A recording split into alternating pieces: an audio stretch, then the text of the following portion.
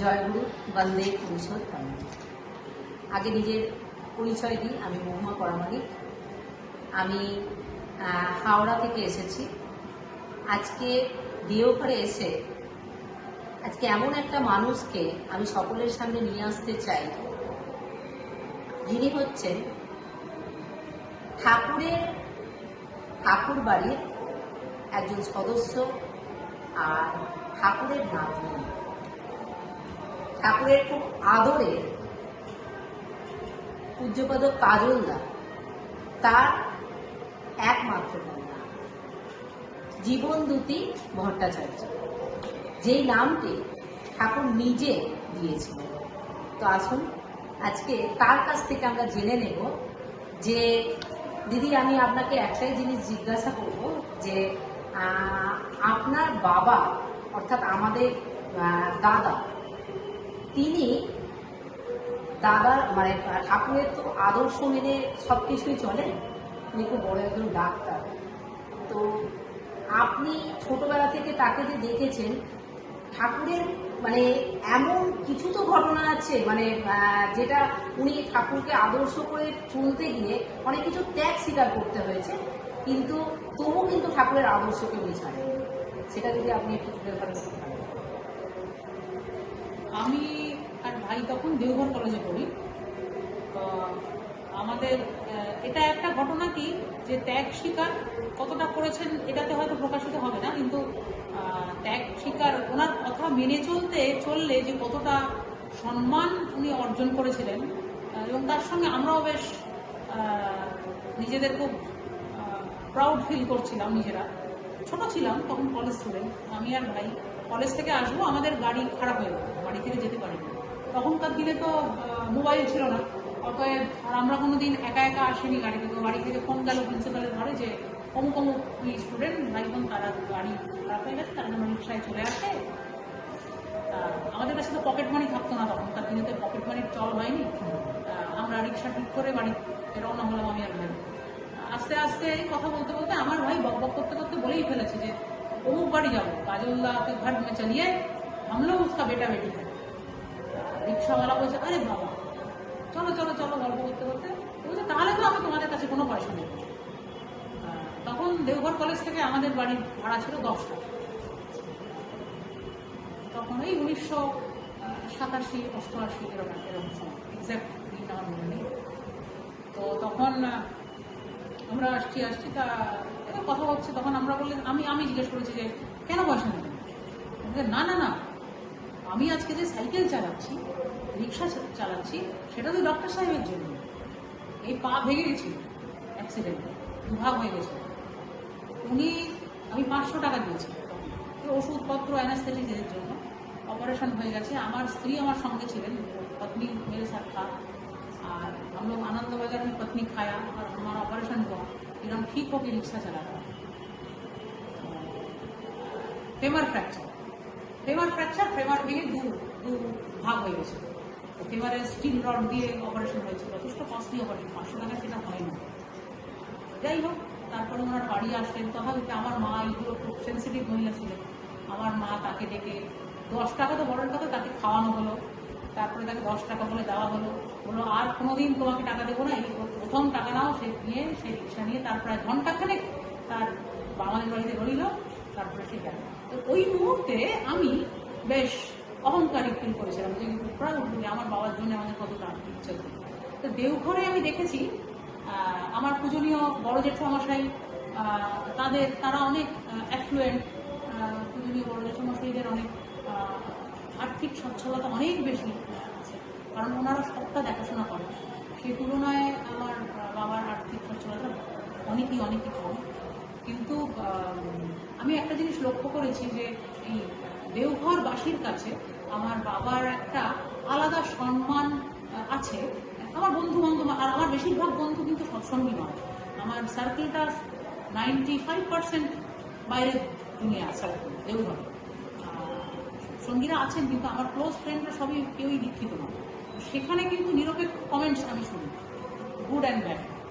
আর তো সেখানে তারা কিন্তু আমার বাবার সম্বন্ধে যথেষ্ট রেসপেক্টফুলি কথা বলেন এবং বলেন, সেখানে তাদের কাছে উনি ঠাকুরের ছিলেন, উনি ডক্টর চক্রবর্তী, যিনি একজন এবল সার্জন এবং উইদাউট হিজ ফিজ উনি প্র্যাকটিস করেছেন। এটা আরেকটা ব্যাপার যদি সময় অ্যালাউ করে বলতে পারি। আচ্ছা, ওনার কাছে একটা পেশেন্ট এসেছিল যার ফেলোপিয়ান টিউব ছিল না। ফেলোপিয়ান টিউবে মহিলাদের ওভারি থাকে, ইউট্রাস থাকে, আর ইউট্রাসের পাশ দিয়ে দুটো টিউব থাকে, যেটা এসে ওভারির কাছে শেষ হয়। ওই টিউবের মধ্যে স্পার্মের ওভার ফিউশন হয়, ইউট্রাসে বাচ্চাটা হয়। এই মোটামুটি এইটুকু আমি জানি। সেই জিনিসটা টিউবটা ছিল না, কনজেনিটালি অ্যাবসেন্ট ছিল। তো ডক্টর চক্রবর্তী আমার বাবা, উনি সেটা তৈরি করেছিলেন অ্যাপেন্ডিক্স থেকে। সেই ফেলোপিয়ান টিউব তৈরি হলো, সেই ফেলোপিয়ান টিউবে বেবি কনসিভ করলো ভদ্রমহিলা, বেবি হলো। এখনো তিনি আছেন বর্তমান দেওঘরের আমাদের সৎসঙ্গনগর গেটের পাশে মনোরমা হোটেলের যে মালিক, তার স্ত্রী অপারেশন করেছে, তার নাম মিস্টার দিলীপ। এই অপারেশনটা হয়েছিল, সাকসেসফুল হয়েছে। তার ছেলে হলো, ছেলে মেয়েটাই মেয়েটিল, কিন্তু বেবি হলো। এই জিনিসগুলো কি বলুন তো, আমাদের সৎসঙ্গ জগৎ ঠাকুর চলে যাওয়ার পরে একটা ডিফারেন্ট আবর্তে ঘুরছে, যেখানে ঠাকুরের আইডিওলজি একদিকে, আর গ্ল্যামার আর ফ্ল্যাশি সুনাম এবং পয়সা একদিকে। তো আমাদের বোধহয় দুটো দিকের মধ্যে একটা দিক চুজ করে নেওয়া উচিত। হয় শুধু ঠাকুরের আইডিওলজি, নয় এই আর্থিক সচ্ছলতা, গ্ল্যামার, সুনাম, প্রণাম, এই জিনিসগুলো। আমরা যদি পরেরটা চুজ করি, ফলে আমাদের সেইটা প্রাপ্তি হয়, মানুষ যেটা চায় সে সেটা পায়। আর আপনি যদি ঈশ্বরের আপনার আদর্শের সুনাম চুজ করেন, তাহলে সেটা পাবেন। এবার কোনটা লাভ, এটা গড় করতে হয়। হয়তো আমি 30 বছর আগে সুনামটাই চুজ করতাম, নাও আই 55, 30 বছর আগে, ধরুন 35 বছর আগে আমি ডেফিনেটলি সুনামটা চুজ করতাম। আমাকে অনেক লোক সম্মান করবে, চুজ করবে, প্রণাম দেবে, সবাই আমি চুজ করতাম। কিন্তু ওভার দ্য ইয়ার্স আজকের দিনে এসে আমার কোথাও না কোথাও মনে হয়, আমি যদি দ্বিতীয়টা চুজ করি, সেখানে হয়তো ওই গ্ল্যামার নেই প্রথমে, কিন্তু ওয়ান্স আমি যদি ঠাকুরের সুনামটা স্থাপনা করতে পারি, তাহলে আমার যে সুখ এবং আনন্দ এবং কি বলবো, একটা মানসিক শান্তি, সেইটার কিন্তু কোনো তুলনা নেই। সেই জন্য এই মুহূর্তে আমি কিন্তু দ্বিতীয়টা চুজ করে যাওয়ার চেষ্টা করি। আচ্ছা, আর একটা জিনিস বলি, এক্ষুনি জয়গুলো করে দিলে হবে না, ঠিক আছে? আমার আরো কিছু প্রশ্ন। আচ্ছা, উনি শুধু এই অপারেশন যে বললেন, শুধু এটা না, আমি শুনেছি উনি অনেক বড় বড় যাকে বলে অপারেশন উনি না, উনি ডাক্তার, উনি বেশ ডাক্তার, ঠিক আছে, ডাক্তার, এরকম ডাক্তার হয়তো ভারতবর্ষে আরো অনেক আছে। ওনার ব্যাপারটা হলো, এখনকার দিনে অপারেশনটা খুব সেক্টর ওয়াইজ ছোট হয়ে গেছে। যেরকম যারা কার্ডিয়াক সার্জন, তারা কার্ডিয়াক হার্টেরই করবে। হার্টের পাশেই যদি একটা কোনো অর্গান থাকে, সেটার জন্য লাংস হলো, লিভার হলো, সেগুলো সব আলাদা আলাদা। যদি মুখের দাঁতের কিছু হয়, সে দাঁতের ডাক্তার করবে। দাঁতের পাশে ঠোঁটে কিছু হলে সে ম্যাক্সিলোফেশিয়ালে যাবে। নাকের কিছু হলে ইএনটির কাছে যাবে। আলাদা আলাদা। আগেকার দিনে সেটা ছিল না। আগেকার দিনে একটা ডাক্তার অনেক কিছু করতো, কারণ সেরকম সিচুয়েশন ছিল। আর ওনার ব্যাপারটা আরো বেশি এই যে, being a plastic surgeon, he was in Deoghar. Deoghar একটা এমন জায়গা যেটা ট্রাইবাল বেল্ট। ট্রাইবালের জায়গায় গরু ঘুষিয়েছে, উনি ঘুরঘুর করে বেরিয়ে গেছে।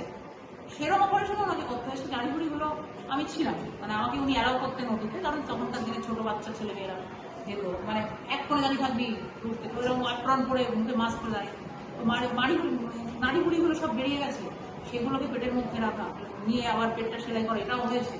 আমি যেটা বললাম সেটাও হয়েছে, হাড়ের অপারেশনও হয়েছে, অর্থোপেডিক। আমার বিয়ের পরে আমার কর্তা বেশ স্ট্রং অ্যান্ড স্টাউট তখন ছিল, ইয়ং, তখন যখন গায়ে জোর তোমার জোর আছে, তুমি পাটা টেনে ধরো, তো আমার তো ট্র্যাকশন মেশিন নেই, পাটা একটা অ্যাঙ্গেলে টেনে ধরে থাকতে, আমি অপারেশনটা করে দিই। এরকমও হয়েছে। তো বিভিন্ন স্পিয়ারের অপারেশন, যেরকম orthopaedic, পেডিয়াট্রি, skin grafting, plastic surgery তো বটেই, তারপরে অ্যাবডোমিনাল সার্জারি, তারপরে বাচ্চা হওয়া, সি সেকশন, সমস্ত অপারেশন উনি করেছে। কারণ করতে বাধ্য হয়েছে, কারণ দেওঘর এমন একটা জায়গা, পেশেন্ট আসলে তো ডাক্তার না বলতে পারবে, সেই জন্য করেছে। আর এটা করতে করতে যে কোনো ডাক্তারের হাতের প্র্যাকটিস বেড়ে যায়। উনি প্রথম যখন সি সেকশন করছেন, তখন নিশ্চয়ই তিনি হাত কাঁপবে, কারণ আমি তো প্লাস্টিক সার্জন। কিন্তু যখন 4টে 5টা 6টা করতে দেওঘরের ডাক্তাররাও এসে সাহায্য করতেন, তাহলে ন্যাচারালি তার কমান্ড বেড়ে গেছে। ইকুয়াল এক্সপার্টাইজ নিয়ে সেই অপারেশনগুলো করেছিল। আচ্ছা, উনি মনে করলে তো দেখতে গেলে এখান থেকে অনেক অর্থ উপার্জন করতে করতে পারতেন। শুনুন, আমরা ছোটবেলায় একটা ধ্যারে মার্কা ওই গাড়িতে চড়তাম, অ্যাম্বাসেডার, সেটা যে খারাপ হয়েছিল বলে যেতে পারেন, সে হোঁচট খেয়ে খেয়ে চলতো।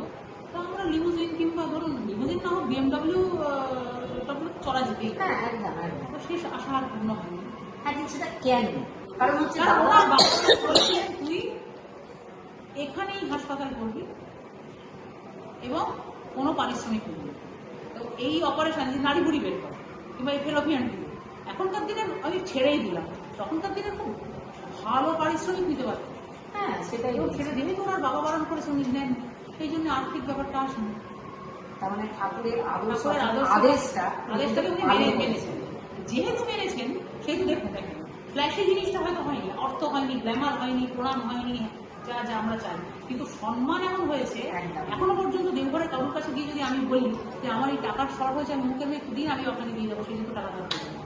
কারণ জানবে যে এ ফাঁকি হবে, মানে এ চুরি করবে। এই যে জায়গাটা, এটা কিন্তু পয়সা দিয়ে না।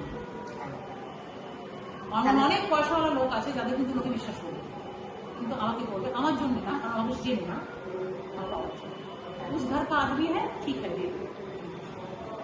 তাহলে এখান থেকে এটাই বোঝা যাচ্ছে যে ঠাকুর যে বলেছিলেন যে ভবিষ্যতে মহামানব পূরণ পুরুষ হচ্ছে আমার কাজলা।